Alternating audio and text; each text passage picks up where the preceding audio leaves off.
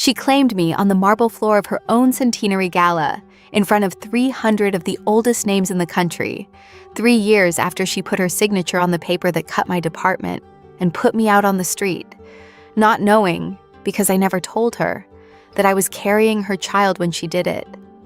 I had spent those 3 years building a life out of sugar and silence, raising a daughter alone in 2 rented rooms, certain that the cold alpha who owned the tower I once worked in had forgotten my name the day she signed it. Hi everyone! Thank you for staying with me. Subscribe so you don't miss the next episode. Stay close, stay connected. And then a storm locked us both inside that tower, the night before her gala, and she met the little girl I had hidden from the whole world, and something in that exact, contained, unreadable face came apart. And the next night, when her own grandmother tried to have me dragged out of the hall by security like a thief, Isolde Vera stepped down off the dais in front of everyone, crossed the floor to where I stood with our daughter on my hip, and said the sentence that ended one life of mine and began another. Put your hands down. If you want the uncensored, too hot for YouTube version of this story, the parts I cannot tell here, it is on my Patreon, link in the description.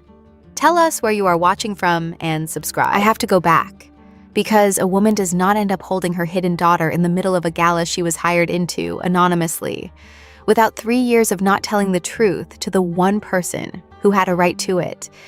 And I need you to understand the not telling, because it is the whole of me. My name is Esme Calder, and I work in sugar. Not pastry exactly, though I can do that too. Sugar. The hard, impossible, beautiful part. The pulled sugar ribbons and the blown sugar spheres and the spun caramel veils and the great architectural showpieces that stand on a banquet table like something that should not be able to stand at all, a cathedral made of something that wants, at every second, to collapse back into the syrup it came from. It is the most unforgiving material in the kitchen. It will punish you for the humidity in the room, for the warmth of your own hands, for a half second of inattention. And it does not care that you have nowhere else to go. I loved it the way you love a thing that is exactly as hard as you are. I had one thing, and I want to set it down plainly because it is the engine of everything that happened to me. I could read sugar. Not the way they teach it, not the thermometer, not the stages, hardball and soft crack and all the rest that you memorize in your first year.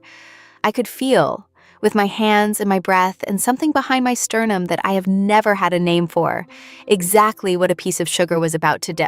Give me a half-set caramel and I could tell you, to the minute, when it would seize.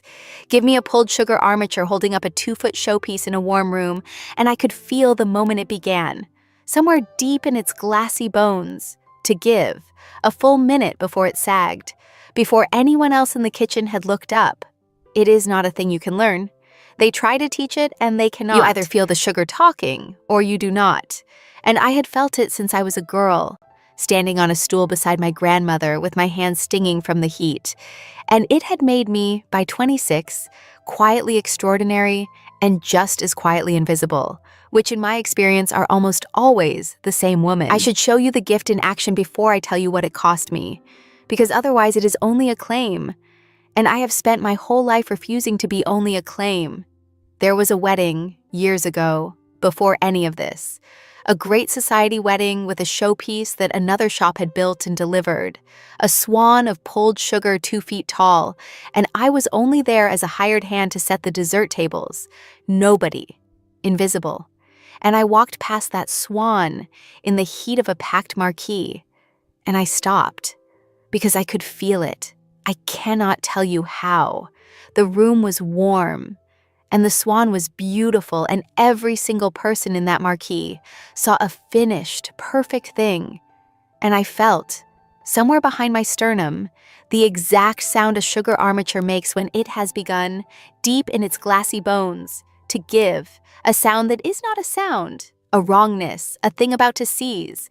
I told the catering manager the swan was going to come down. He looked at me the way you look at a hired hand who has opinions.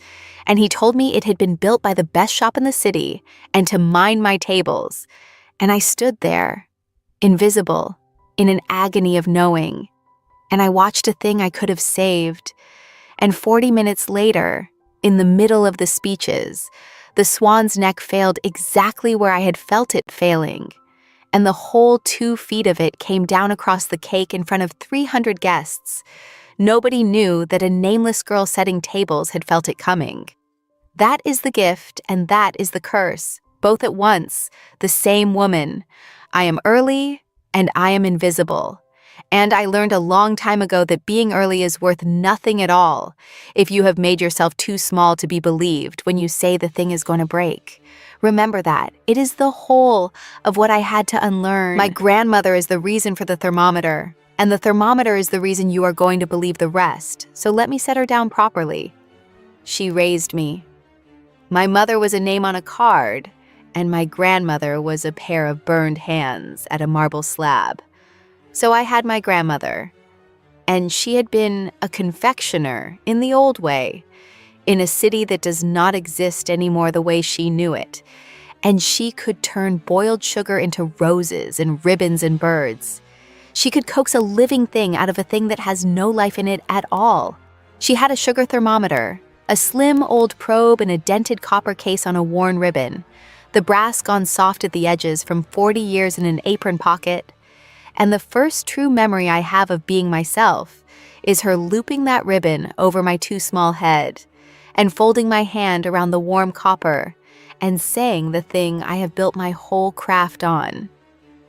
Sugar tells you the truth before it breaks, Esme.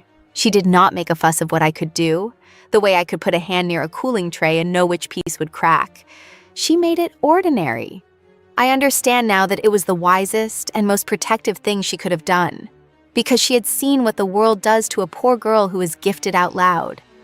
When she died, I was 19, and the only thing I took from her one room was that copper thermometer, and I have not worked a single showpiece without it in my apron pocket in 7 years. And on the night the storm came, it was in my pocket in a tower 40 floors above the city, because I do not work without it. Remember the thermometer. It comes back, the way the sugar always does. I have to tell you about Isolde Vera, and I have to tell you about the way I knew her before I knew what she was, because everything that broke in me broke in the order it was built. And I built it 3 years ago, in the low, warm hours of a kitchen that does not exist for me anymore. I was an in-house cake artist then at Tarn Vera, the old hotel and glass conglomerate, 100 years of marble lobbies and crystal, and a name that meant something in this city, the way a cathedral means something, more out of habit than belief. I had a department, a small one, 3 of us, and a cold room, and a marble slab and a wall of north light, and we made the showpieces for the great events the company hosted, the things that stood on the tables and made a hard room go quiet. I was the best pair of hands in that building, which I did not say out loud, because saying it had a cost I had already learned not to pay. She came down to the kitchens at night. That is the thing I have turned over 10,000 times since. Isolde Vera, newly installed then, the last heir of the house, 36 years old and already wearing the family the way you wear a coat that is too heavy. An alpha with a face that had decided a very long time ago to give nothing away. She could not sleep in those first months of taking the company, and she would come down to the one warm room in a cold building, the night kitchen, and she would sit on a stool at the end of my marble slab with a cup of coffee. She did not drink and watch me pull sugar for hours. She did not talk mostly. She watched my hands. And I, who had taught myself so thoroughly to be invisible, found that I could not be invisible to her because she was looking, really looking, the way almost no one looks at the one thing I could do. And there is no defense I have ever built that survives being looked at like that. I want to be honest about what it was because I have spent 3 years lying to myself about it. It was the closest thing to being known that I had ever felt. I fell in love with the way that woman watched my hands in a cold kitchen at 2 a.m, and I told myself the whole time that it was nothing, that powerful women get bored, that I was a thing to look at the way the city was a thing to look at through the glass. I want to tell you about those nights properly, because they are the foundation everything else was built on and then buried, and I have never let myself walk back through them. She would come down around 1, when the hotel had gone quiet, and the night kitchen was just me and the hum of the cold room, and the small, violent sounds of sugar work. The first week she said almost nothing. She would take the stool at the end of the slab and set down a coffee she never drank and watch, and I learned the particular discipline of doing the hardest work of my craft under the eyes of the one person in the building who could end my employment with a sentence, and finding, this is the part I could not explain to anyone, that it made the work better, that her attention was a kind of heat I could pull sugar by. I started saving the difficult pieces for the late hours. I told myself it was the cool of the night that made them set right. It was not the cool of the night. It was that I had spent my whole life being looked past, and Isolde Vera looked at the one true thing about me as if it were the only thing in the building worth looking at, and a starved thing does not ask why it is being fed. And then, slowly, she began to talk. Not about the company, never about the company. The company was the cold thing she came down to the kitchen to escape, but about small things, sideways things. The things people say at 2 in the morning when the day selves have gone to bed. She told me her mother had died when she was 9, and the house had handed her to the dowager to be raised into an heir, and that she could not remember the last time someone had made her something with their hands that was not also a transaction. I made her things. That is how I said what I could not say. I would push a plate across the slab without a word, a flawed showpiece component, a sphere that had blown a hair off round, a curl of caramel that had not made the cut, and she would eat it slowly. This woman who ran 100 years of marble and crystal, this apex alpha. The whole building flinched around, and something in her face would come unguarded for exactly as long as the sugar lasted. I have thought since that I was the first person in a very long time to give Isolde Vera something and want nothing for it, and that she did not know what to do with it, and that neither did I, and that the not knowing was the most honest either of us had ever been with anyone. The burn scar on her left palm. She told me about it on one of those nights, a childhood kitchen fire, the only time she had ever been somewhere warm and unsupervised, and how she had pressed her thumb into it ever since, when a thing was too much to feel, a private valve. I watched her thumb find that scar 100 times across my marble slab, and learned to read it the way I read sugar. And I did not understand until much later that I had been the thing that was too much to feel. I have to tell you what happened between us, because it is the thing I have never told anyone, and it is the reason for the child, and the reason for the silence, and the reason for everything. It was not nothing. For one winter, it was the furthest thing from nothing I have ever lived.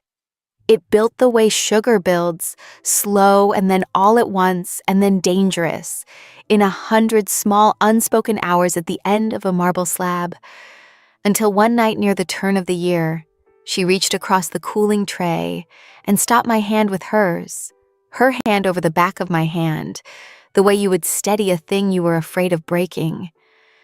And she said my name, just my name, Esme, in a voice I had never heard her use, the contained voice gone, and I turned my hand over under hers, and that was the beginning of the only season of my life I have never been able to look at straight. We were careful. God, we were careful. She was the heir of the house and I was the night cake artist, and we both knew exactly what the world does to that. So we kept it in the dark kitchen and the late hours. And we told no one. And for one winter, I had a thing I had never let myself want, which was to be loved by the person who looked at me like that. And then the restructuring came, and I learned what a woman like Isolde Vera is when the house puts its weight on her. I learned it the way you learn that sugar has turned. Too late, and all at once. For a few weeks that winter, I had the thing I had spent my whole life being careful never to want. And I want to tell you what it was because you have to know what was taken to understand why I could not say a word about the taking. It was not grand. We never went anywhere. We could not. That was the whole shape of it. The heir of the house and the night cake artist had exactly one room in the world where we were allowed to exist. And it was the night kitchen. So we made a life the size of a night kitchen. She would bring down the things she could not say to anyone else, and I would put them into sugar. I made her a single perfect sphere one night with something pressed inside it, a tiny folded thing she had to break the sugar to read. And the breaking of it was the most either of us ever said out loud about what we were. She started leaving before the morning shift with a particular look back from the door, a look I lived the next 24 hours on. I let myself, for the first time in my life, plan. Not out loud, never out loud, but in the private place behind the sternum where I keep the things I know before they show. I let myself imagine a version of the world where a woman like that could choose a woman like me in the daylight, and I knew it was impossible. And I planned it anyway. The way you cannot help running your tongue over a broken tooth. And then I missed a cycle, and a private terror became a private certainty. And for 11 days, I held the most enormous thing that had ever happened to me entirely alone, trying to find the shape of the sentence that would tell her, terrified of every shape. And before I could choose one, the house chose for both of us. That is the cruelty I have never gotten over. Not only that she signed the page, but that the page came in the exact 11-day window when I was carrying the proof that the night kitchen had been real. The timing made a liar of the whole winter. It made the looking into a thing that could be cut after all. The cuts came in February. I want to be precise about this because it is the wound the whole story is built on. And I told it wrong to myself for 3 years. The board, steered, though I did not know it then, by her grandmother, the dowager who really ran the house from behind the chair, handed Isolde a restructuring to sign in her first year. A thing designed to prove she would hold the line over her own heart, and on the list of departments to be cut was mine, the unprofitable one, the 3 women and the cold room and the marble slab, the sugar. And Isolde Vera signed it. She signed the paper that put me out on the street with her own black pen.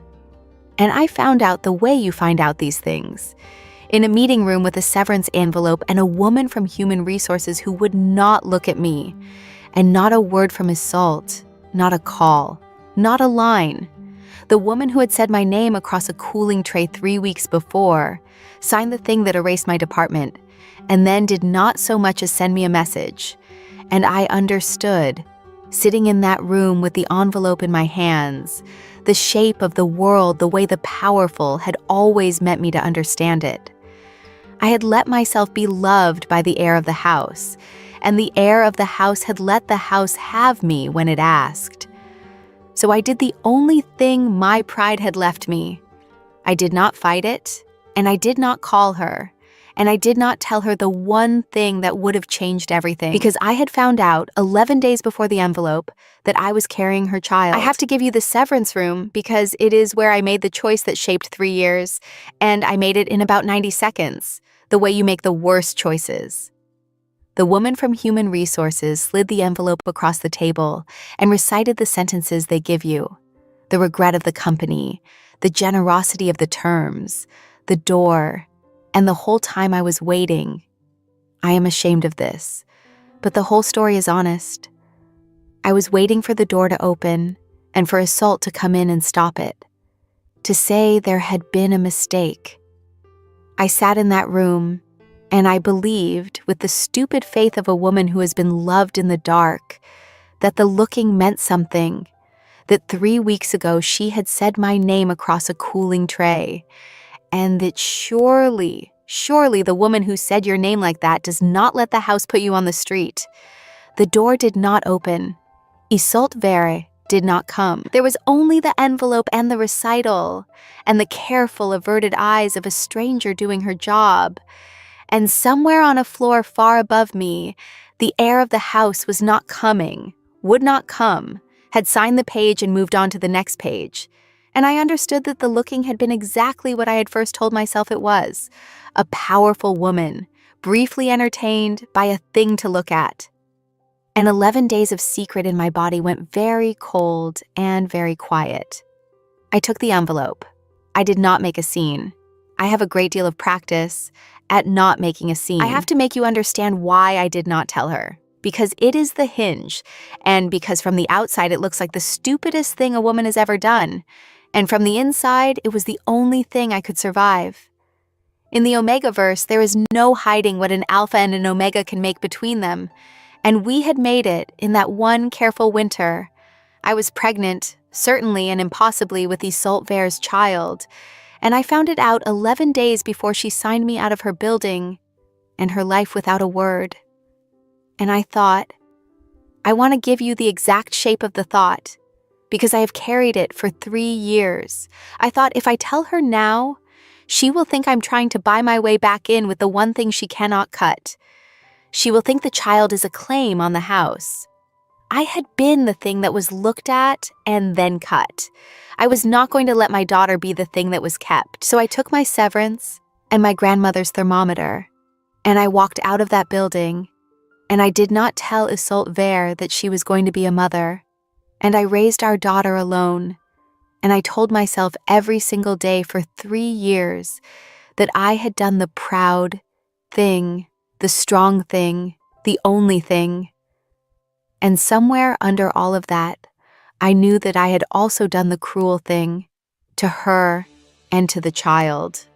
And I could not look at it, so I poured myself into sugar and I did not look. Her name is Pip.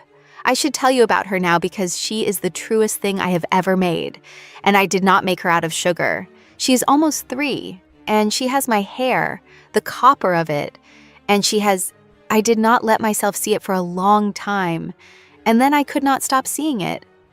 She has Isolde's eyes, that particular dark gray, and Isolde's stillness, the way she goes quiet and watchful when a room changes, the way she watches hands. She is the reason I take the work I take, the anonymous agency shifts, the brutal hours, the gigs no one with a choice would take, because sugar pays when you are the best and ask no questions. And I had made myself the best and learned to ask no questions. She has a small lost shoe she will not sleep without, and a crayon drawing she made of 3 stick figures she calls us, that I have never had the heart to ask her about, because there are only 2 of us, and I do not know who the third one is. And I am terrified that the part of her that came from a stillness she has never met knows something I have spent 3 years pretending not to know. Remember Pip, remember the drawing. They come back, the way the truth always does. I have to tell you about the 3 years, because the not telling was not a single choice. It was 1,000 choices, 1 a day every day for 3 years, and they are the truest record of who I became. I want you to understand the texture of it, because people here raised a child alone, and they think of a hardship in the abstract. And it is not abstract, it is arithmetic. Start and saying yes because the start means the rent. It is learning which all-night work pays enough to cover a sitter and which does not. It is the particular shame of counting coins onto a kitchen table while a small person watches you and learns, without your ever saying it, that money is a thing that runs out. I became, in those 3 years, the best sugar hand in the city that no one could name, because anonymity was the only commodity I had to sell, and I sold it hard. The great houses and the grand weddings, all quietly fed by a woman whose name was on no menu, who came in the trade door and left before the guests arrived, who could build you a cathedral of sugar and would never, ever be photographed beside it.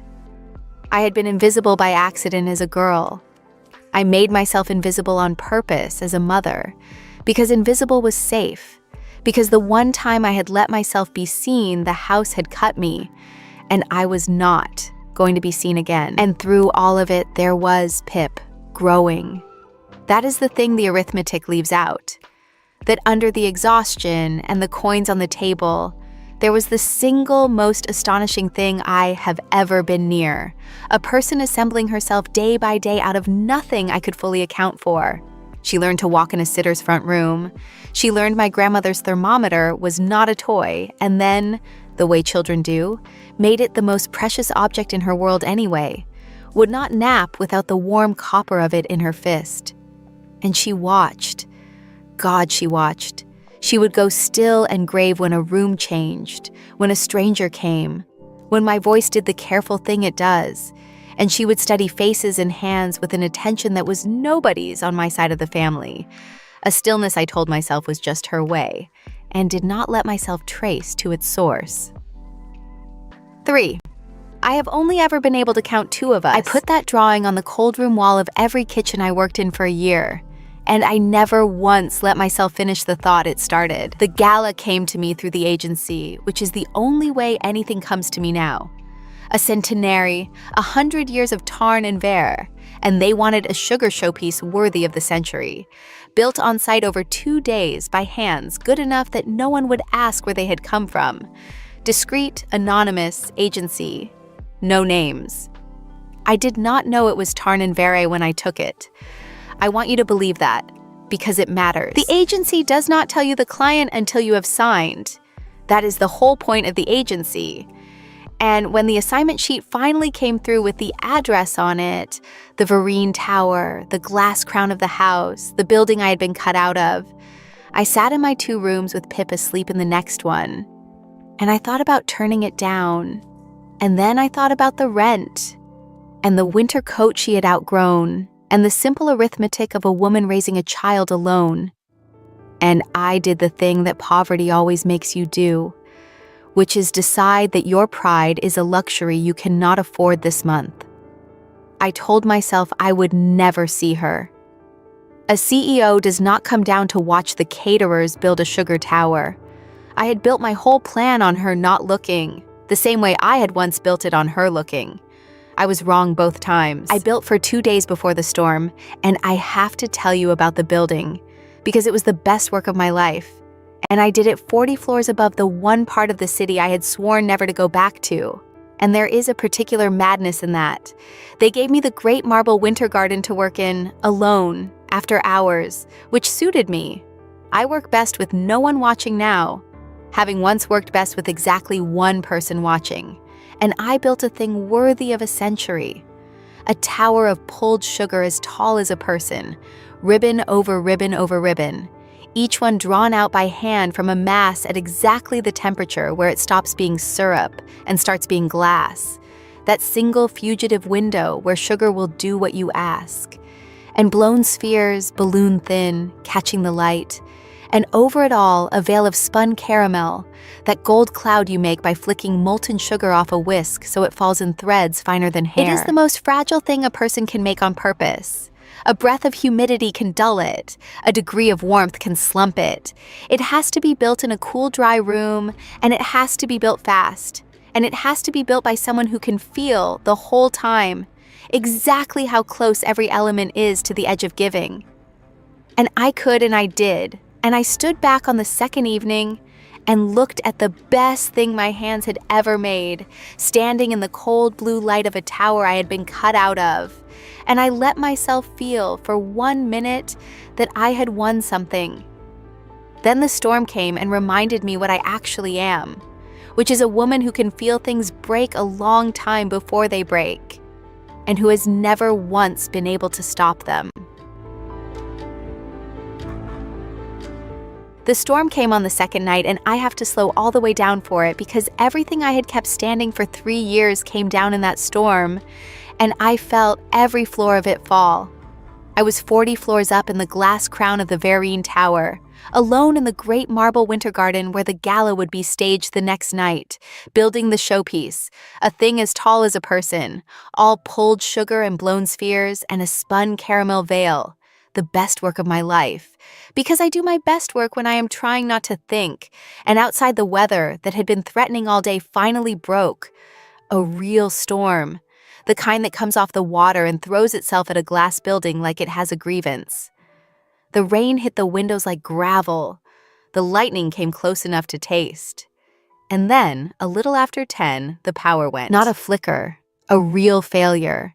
The whole grid on that side of the city going down at once. The tower dropping into darkness floor by floor, and then the low orange glow of the emergency lights coming up. One warm sodium lamp in all that cold, wet electric blue dark, and the building systems rebooting onto the storm protocol, which, I did not know this then, seals the executive floors. The doors locked, the lifts died, And I was 40 floors up in a sealed glass tower in a storm with my showpiece and my grandmother's thermometer. And I was not, it turned out, alone. Because Isolde Vera had not gone home. I have learned since that she almost never went home, that she had been sleeping in the tower for the better part of a year, in the way that people sleep who are running from a house instead of toward one. And when the power failed and the floor sealed, the only two people locked inside the glass crown of the Varian Tower were the Alpha who owned it, and the Omega she had signed out of it 3 years before. I heard her before I saw her. A door that would not open, a low, even voice saying a word I could not make out, and then a torch beam swinging across the dark winter garden and finding me standing there in my apron beside a 2-foot tower of sugar, with the orange emergency light on one side of my face. And the beam stopped and the voice stopped. And there was a silence I have never heard the like of before or since. And then she said my name. Now, and I understood, standing there in the wreck of the life I had built specifically so that this would never happen, that there is no plan a careful woman can build that survives the person who knows how she pulls sugar walking out of the dark and saying her name. I am not going to be able to tell you that night the way it happened, because it did not happen in order. A storm does not happen in order, and neither does 3 years of silence coming apart. But I have to give you the shape of it. We were locked in. There was no one to perform for, and nowhere to go, and no version of either of us that could pretend the other was not there. And so for the first time in our lives, we simply talked, in the dark, by the one warm lamp, while the storm threw itself at the glass. She told me things I had built my whole grief on never knowing. She told me she had not signed the cuts to be rid of me, that the board had handed her my department specifically because they knew about us, that her grandmother had known, had always known, and had chosen my department as the price of proving Isolde would hold the line over her own heart. A test, a loyalty oath written in other people's jobs. She told me she had signed it because she had been 23 years a coward in a cold house, and she did not yet know she was allowed to refuse. And that she had not called me afterward because she could not look at what she had done, and that she had spent 3 years thinking I had walked out of that building hating her, which I had, and that she had deserved it, which she had. And I sat in the orange dark with the truth I had been carrying for 3 years, sitting in my chest like a thing about to seize, and I did not tell her. Even then, even hearing all of it, I held the one fact that would change everything, and I held my own hand, and I did not tell her, because I did not yet know how, and because Pip was asleep 2 floors down in the linen room where I had made her a nest of tablecloths, and I was so afraid. She told me about the match, too, in the orange dark, and I have to give it to you because it is the shape of the cage she had been living in. There was a bond arranged for her, had been for years, a polished alpha called Solène Marchetti, the company's chief operating officer, a woman the dowager had chosen the way you choose a sound investment, capable, controllable, of the right blood, a consort who would run the operations and want nothing the house was not prepared to give. Honora had been engineering it for a decade, the careful merger of the heir and the safe match, the century's tidy succession. Isolde told me in the dark, with the rain on the glass, that she had never been able to make herself want it, and had never let herself ask why, until a sugar artist had pushed a flawed sphere across a marble slab and wanted nothing for it. And she had understood too late what she had been refusing, and then signed the page that sent the answer away. She had not touched the arrangement since. She had not ended it either, because ending it meant explaining, and explaining meant naming the thing she had lost, and the heir of a cold house does not name her losses. So she had simply gone on sleeping in the tower, neither married nor free, for 3 years, in the exact shape of a woman waiting for a door to open that she herself had locked. I listened to all of it in the dark, and I understood that we had spent 3 years in the same posture, she and I, both of us frozen at the moment of the cut, both of us telling ourselves a story about pride, both of us raising a wall in the dark. The difference was that I had a small warm reason to get up in the mornings, and she had a tower. I have to tell you about Bert, because every long night in a building that is trying to stay alive has one old soul keeping it alive, and ours was Bert Ori, the night chief engineer, 64 years old, and 4 decades in that tower, who knew the building's storm bones the way I know sugar, and who got to us a little after midnight through a service stair with a master key and a flask of tea, and who took one look at the two of us sitting in the dark not touching and understood, the way the people who run the dark always understand, the thing neither of us was saying. He did not push. He sat with us a while and kept the one lamp company. And before he went back down to wherever a man goes to keep a tower alive in a storm, he asked me the question. He asked it to me, not to her, in a low voice while she was turned away. He said, "Girl, let me ask you something, and don't answer fast. The night they put you out of this building..." And I could not answer him, because for 3 years it had been only the worst night. The night I lost the kitchen, and the woman, and the life. And the idea that it had also been the night that gave me Pip. The night that started the only thing I have ever loved without reservation. The idea that the worst night and the first night were the same night was a thing I had built my whole self specifically so that I would never have to feel. Bert did not wait for an answer. He put his old burned hand on my shoulder, a sugar worker's hand, I realized, an old confectioner's scar across the back of it. And he said, "The truest things we make on the worst nights."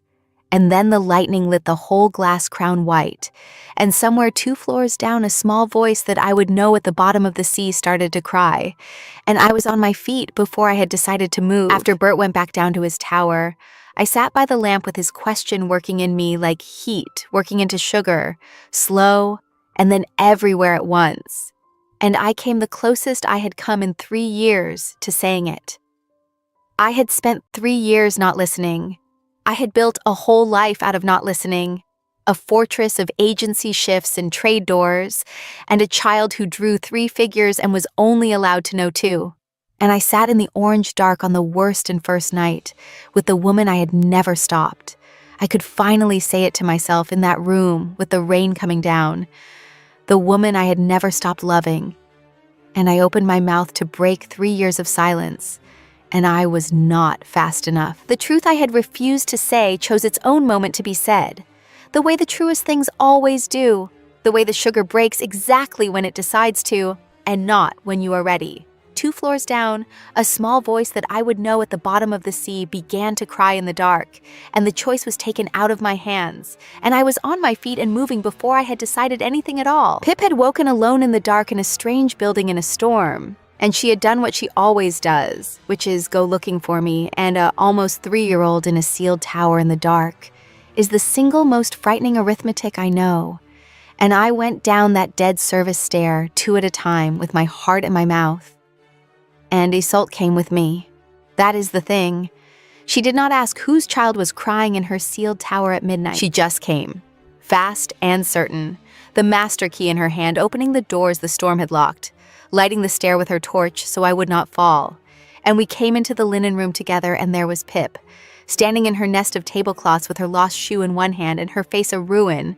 And she saw me and reached up, and I caught her. And she buried herself in my neck and went quiet the way she does. And I turned around with my daughter on my hip in the orange dark. And Isolde Vera was looking at her, at Pip, at the copper hair and the dark gray eyes and the stillness that had come back into the small face the second she was safe. The exact stillness, the watchfulness, the thing I had spent 3 years pretending I did not recognize. And I watched it go through her. I watched the most contained face I have ever known come apart by degrees. Watched her look at my daughter and do the arithmetic that I had refused to let her do for 3 years. The winter, the cuts, the 3 years, the copper hair, the gray eyes that were her own gray eyes looking back at her out of a child's face. And her thumb went to the old burn scar on her left palm and pressed there, hard, the only crack in all that glass. And she said, in a voice with nothing left in it but the truth, Esme, I could have lied. But I had a child on my hip who would not sleep without a shoe, and who had drawn 3 stick figures and called them us. And I had a grandmother's voice in my chest saying, "Sugar tells you the truth before it breaks." And I was so tired. I was 3 years tired. And I looked at the woman I had loved in a cold kitchen and signed out of my life and never told. And I told her the truth at last. I said, "She's 2 years and 9 months. Her name is Pip. I found out 11 days before you signed the cuts, and I didn't tell you because I couldn't stand for her to be the thing the house made you keep. She's yours, Isolde. She's been yours the whole time. What I can give you is the first touch. Because it was 3 years in coming and it undid me. And because it was nothing like I had braced for." After Pip pointed at the drawing and asked, "Is that you?" And Isolde could not answer because she was weeping too hard to speak. The 3 of us ended up on the floor of that linen room in the orange dark, Pip in my lap winding down into the boneless heaviness of a child going back to sleep, and Isolde an arm's length away, not reaching, holding herself with both arms the way you hold a thing that wants to fly apart. And I did the thing I had not let myself do in 3 years, the thing I had walked out of a severance room rather than do. I closed the distance. I reached across the dark, and I put my hand over the burn scar on her left palm, over the place she presses when a thing is too much. My hand over the back of her hand, the way she had once stopped my hand across a cooling tray, and I said the only true thing I had left. "You're allowed to feel it. You don't have to press it down." And the heir of the house of Tarn Vera turned her hand over under mine, the way I had once turned mine over under hers, and held on. And we sat there in the wreck of 3 years with our daughter sleeping between us and the storm spending itself against the glass. 2 women who had loved each other in the dark and lost each other in the dark and were, for the first time, neither loving nor losing, but simply telling the truth in the dark, which is harder than both, and the only thing either of us had never tried. I want to be honest. Nothing was fixed that night. 3 years of damage is not a thing a storm undoes. But something started, the way sugar starts, slow, and then all at once, at exactly the temperature where the syrup decides to become glass. And I felt it start, the way I feel everything, a long minute before it showed. And for once in my life, the thing I felt coming was not a thing about to break. I'm not going to be able to give you that night fully, the rest of it, because some of it is mine and some of it is hers, and some of it is too much for this side of the screen. The thing she said to Pip, the thing she said to me, the careful 3 years of damage we began, by the one warm lamp in the sealed dark, to learn whether we could mend. But I have to give you the morning, because the storm broke before dawn, and the power came back floor by floor, and the doors unsealed, and with the light came the gala, and with the gala came the house. And the house, when it learned what the storm had trapped in its tower, did not soften the way Isolde had softened. The house did what the house does. By mid-morning, the dowager knew. Her grandmother, Esme Vera, the chair emerita, who had run the family from behind the chair for 40 years, who had chosen my department 3 years ago as the price of a loyalty oath, she knew that the anonymous agency sugar artist 40 floors up was the omega from the kitchen. And she knew, because Esme Vera misses nothing, exactly whose gray eyes were looking out of the child's face. And she did the arithmetic too, and where Isolde had seen a daughter, Honora saw a problem with a solution. She had a gala to run, 100 years of the house to perform, a board, a city, a careful succession she had been engineering for a decade with a safe bond match already chosen. Solène Marchetti, the polished alpha COO, the controllable heir consort.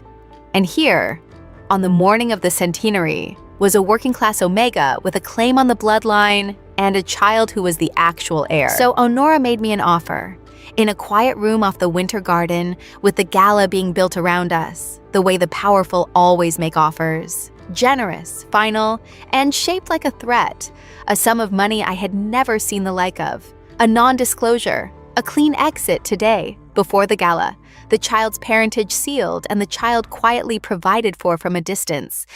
and Esme Calder gone from the story of the house forever.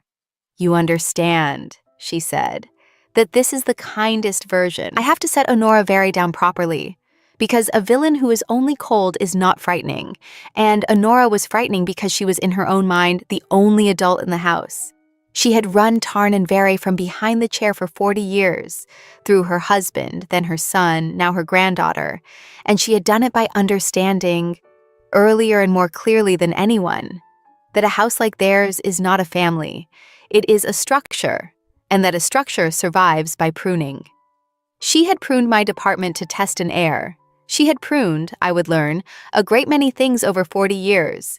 Inconvenient marriages, embarrassing sons, the soft people who marry into hard houses expecting warmth. She had even, 3 years ago, when a quiet report reached her that the cut night kitchen Omega had been seen unwell, made a discreet inquiry and learned there might be a child, and had decided, this is the part that I cannot forgive and cannot stop admiring the cold completeness of, that an heir's bastard raised by a vanished Omega was a loose thread best left exactly where it was, untraceable, deniable, prunable later, if it ever grew back toward the house.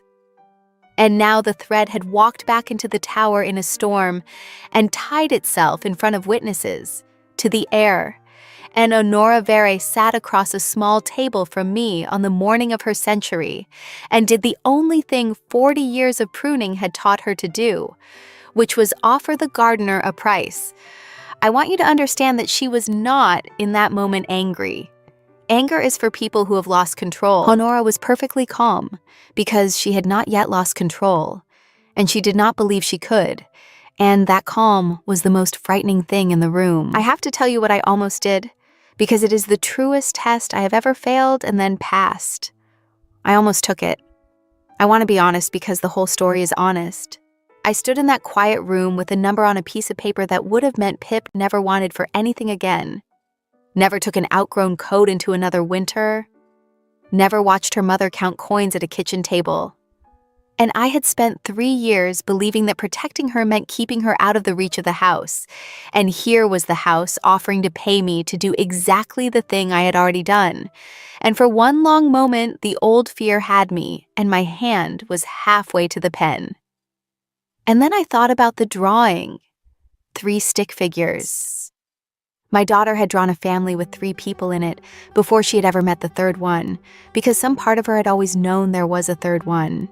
And I had spent 3 years teaching her, without meaning to, that the third one was a hole where a person should be. And I understood, standing there with my hand on the pen, that I had been about to do it again, to choose the hole over the person, the safe absence over the dangerous love, the same cowardice Isolde had shown with her black pen 3 years ago, dressed up as a mother's sacrifice. I was listening. And the truth was that I would rather give my daughter a real father she had to share with a cruel house than a clean check and a hole where a person should be. I put the pen down. I told Honora Vera no. And then I went to find the dress they had given me to serve in. And I put Pip on my hip. And I walked out into the centenary gala of the house of Tarn Vera, into 300 of the oldest names in the country, because I was done hiding my daughter in linen rooms. And if the house wanted me gone, it was going to have to do it in the light. I have to tell you about walking in, because it was the bravest thing I have ever done. And it did not feel brave. It felt like stepping off a roof. They had given the agency staff plain dark dresses to serve in, and I put mine on in a back room with my heart going like a struck thing. And I picked up Pip.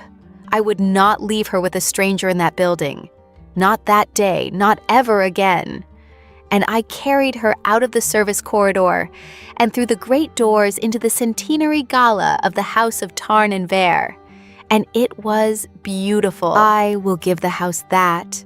100 years of marble and crystal under the winter garden glass. 300 of the oldest names in the country in their finest. A string ensemble. The cold January city spread out beyond the windows under a sky the storm had scrubbed clean. And at the center of it all, on the center table, lit like a held breath, the sugar tower I had built, the best thing my hands had ever made, with 300 people moving around it who would never know that a woman in a server's dress with a child on her hip had drawn every one of those ribbons out of the dark by hand. I stood at the edge of that room, and I felt every old instinct I had screaming at me to be invisible, to put the child down, to slip out the trade door the way I had slipped out of 100 grand rooms, to be no one. And I found Isolde across the hall, up on the dais where the dowager was arranging the century, the safe match Solène at her shoulder, the whole performed future of the house standing in a row. And Isolde was not looking at the room. She was looking for me. I watched her find me, a server with a child at the edge of her grandmother's perfect century. And I watched her go very still, and I lifted my chin, and I did not slip out the trade door. I stayed in the light. That was the whole of my courage, and it was enough, because the house could not stand a thing in the light, and I had finally understood that this was a weapon, and not only a wound. It tried. I have to tell you how the public part happened, because it is the reason a private 3-year wound became a thing that could never be made small again. And it is the moment everything turned. The gala was at its height. The marble winter garden full of crystal and 100 years of the house. The showpiece I had built standing on the center table like the best thing I had ever made. And the dowager at the head of it all, presenting the century, presenting the succession, the safe match Solène at her shoulder, the careful future of the house arranged like a table, when she saw me standing at the edge of the hall in a server's dress with a copper-haired child on my hip, refusing to leave, and Isolde Vera, who does not raise her voice, did the cold thing. She signaled the smallest gesture, and 2 members of the house's security detail began to move toward me through the crowd, quiet and polite and absolutely certain, to remove the trespassing former employee and her child before they could embarrass the century. And the hall began to notice, the way a hall does, the small wrong thing at the edge of the perfect room, 300 faces turning, and a hand closed on my arm, and I held my daughter, and I lifted my chin, and I prepared to be dragged out of the light of the house one more time. And then a voice came across the whole hall, the contained voice, not raised, never raised, but pitched to carry to every corner of that marble room. And it said, "Put your hands down." Isolde Vera came down off the dais. I have to give it to you slowly, because I have replayed it more than any other moment of my life, in front of 300 of the oldest names in the country, in front of her grandmother and the board and the safe match and the whole performed century of the house. The heir of Tarn Vera walked down off the platform where her succession was being arranged, crossed the marble floor, and the security men's hands came off my arm. And she stopped in front of where I stood with our daughter on my hip. And she did not look at the room. She looked at Pip, and then at me, and her thumb was pressed white against the burn scar on her palm, the only crack in all that glass. And she said it to the whole hall, in the even voice, the truth she had carried for one stormlock night, and that I had carried for 3 years.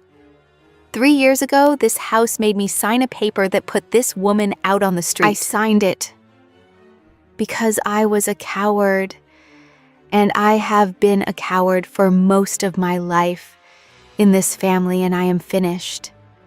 Her name is Esme Calder. She is the finest pair of hands this house has ever employed, and the house cut her to test me. And then she turned to her grandmother, and the whole century of the house held its breath, and she said, "You will not touch them. You will not buy them. There is no clean version and no unkind version." She claimed me there, in front of all of them. She turned back to me in the silence of 300 people who would tell this story for the rest of their lives. And she took my free hand the way she had taken it once across a cooling tray, her hand over the back of mine. And she said low now, just to me, the contained voice all the way gone, "I should have refused the paper. I should have called you the next morning."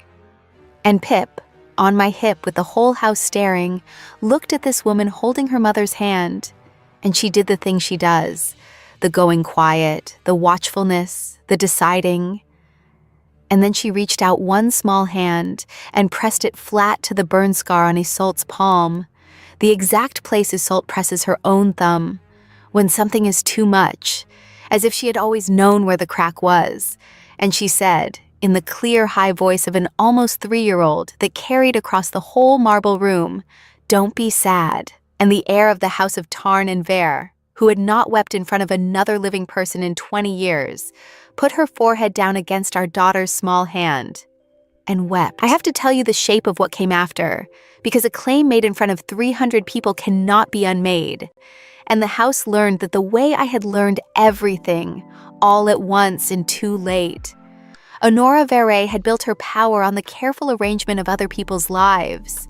The quiet votes, the sealed parentages, the loyalty oaths written in cut departments, and all of it depended on nothing ever being said in the light.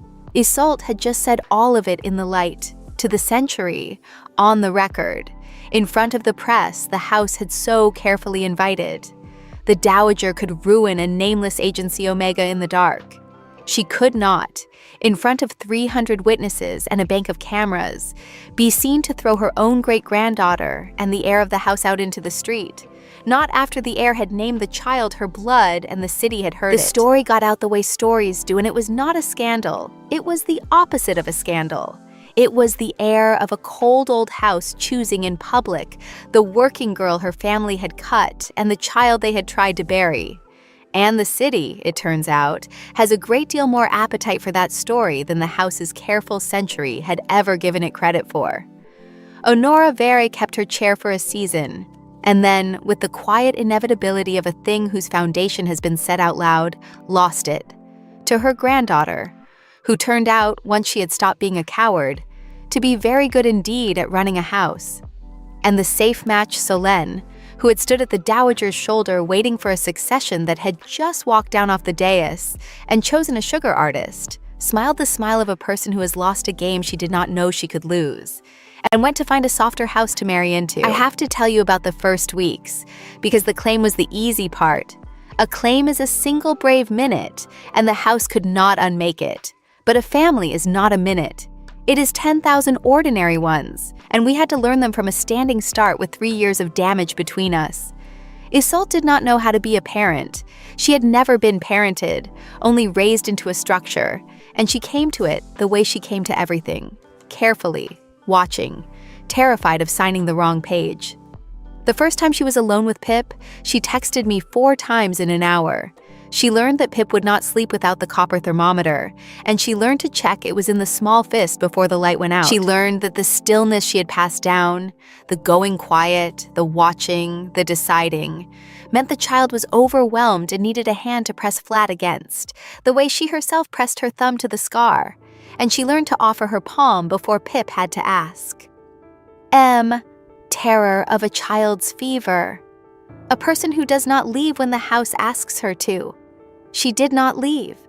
That is the whole of what I had needed to know 3 years ago in a severance room with the door that did not open. And she spent that first year proving it, ordinary minute by ordinary minute, until the proving was just our life. I want to end where the sugar always ends, with the small thing from the beginning that turns out to be the whole thing, because my grandmother gave me a thermometer and a sentence, and they are the 2 halves of how this ends. A year later, I will give you the year later because you have earned it and so have I. I am not the night cake artist anymore, and I am not the anonymous agency hand, and I am not the Omega the house cut. I run the showpiece kitchen at Tarn Vera, the real one, with my name on the door, because Isolde put it there and dared the board to object, and they did not, because the board has learned what the city already knew. We bonded the slow way after, in the daylight, on purpose, not out of an accident and not out of a debt and not in the dark, but chosen. A woman who watched my hands in a cold kitchen, and a woman who let herself be watched, finally allowed to be the thing we had been for one careful winter before the house got its hands on it. Pip has a father now, and a kitchen to grow up in, and she does not sleep with a lost shoe anymore because nothing of hers is lost. And there's a new drawing on the cold room wall, done in a steadier hand than the old one. 3 stick figures. And this time when I ask her who they are, she does not have to wonder.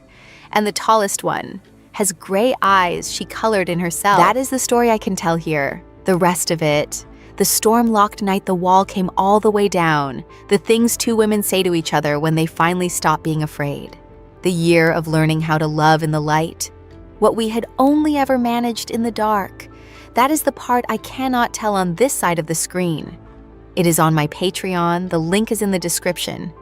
And if you have come this far with me, you already know it was never a story about a company at all. Tell me in the comments about the truth you carried too long because you were afraid of what it would cost to say it. We have all carried one, and the worst night and the first night are so often the same night, and you do not always find out until a storm locks you in with it. Subscribe so you are here for the next one. And listen early. Sugar tells you the truth before it breaks. So do people.